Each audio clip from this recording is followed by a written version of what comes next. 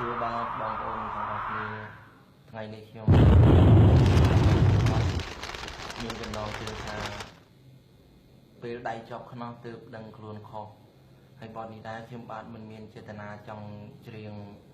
ប្រដៅបងប្អូនណាម្នាក់ទេគ្រាន់តែចង់ឲ្យបងប្អូនទាំងអស់គ្នាស្ដាប់ហើយពិចារណាបើសិនជាខ្ញុំច្រៀងទៅប៉ះពាល់ដល់អារម្មណ៍បងប្អូនមួយចំនួនក៏សូមមេត្តាអធិស្ឋានឲ្យខ្ញុំផង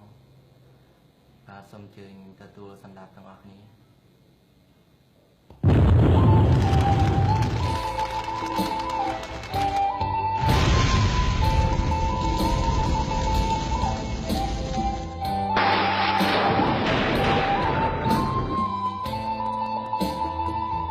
អត់ចំរៀងនេះ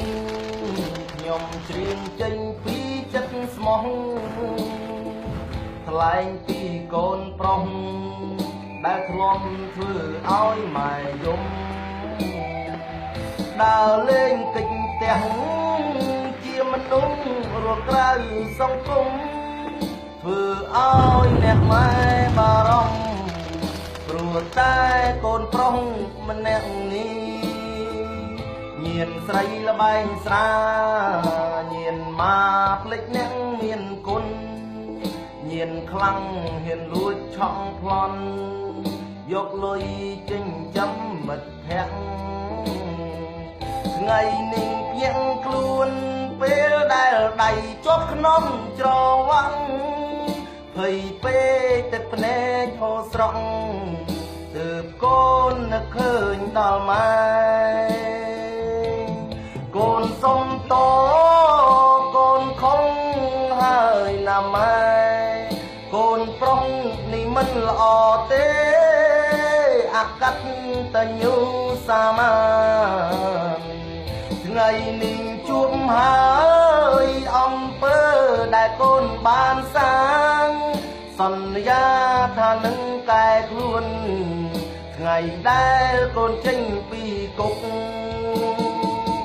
នេះគឺរឿងពិតសូមមិត្តកុំធ្វើតាមឡើយដូចខ្ញុំលទ្ធផលចុងក្រោយដេកកោយថ្មនៅក្នុងគុកត្រូវធ្វើមនុស្សល្អស្ដាប់បងក៏ម្ដាយឪពុក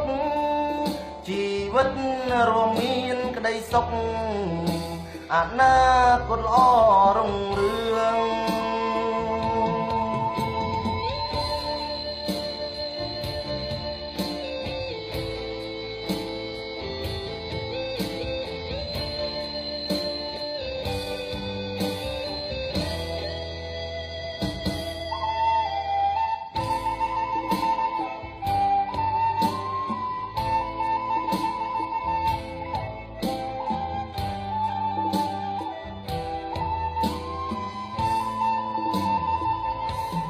កូនសុំតកូនខំហើយណាម៉ែកូនប្រុសនេះមិនល្អទេអាកតញ្ញូសាមានថ្ងៃនេះជួបហើយអំពើដែលកូនបានសាងសន្យាថានឹងកែខ្លួនថ្ងៃដែលកូនចេញពីគុកនេះគឺរឿងពិតសូមមិត្តកុំធ្វើតាមឡើយដូចខ្ញុំលទ្ធផលចុងក្រោយ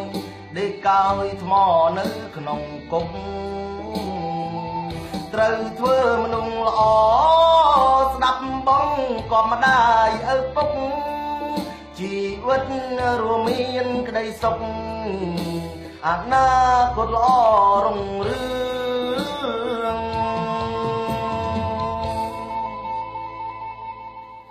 បាទសូមអរគុណបាទសម្រាប់បទចម្រៀងនេះផ្ញើជូនដល់បងស្ទាវយុវវ័យទាំងអស់គ្នាស្ដាប់លេងកម្សាន្តផងណាបាទ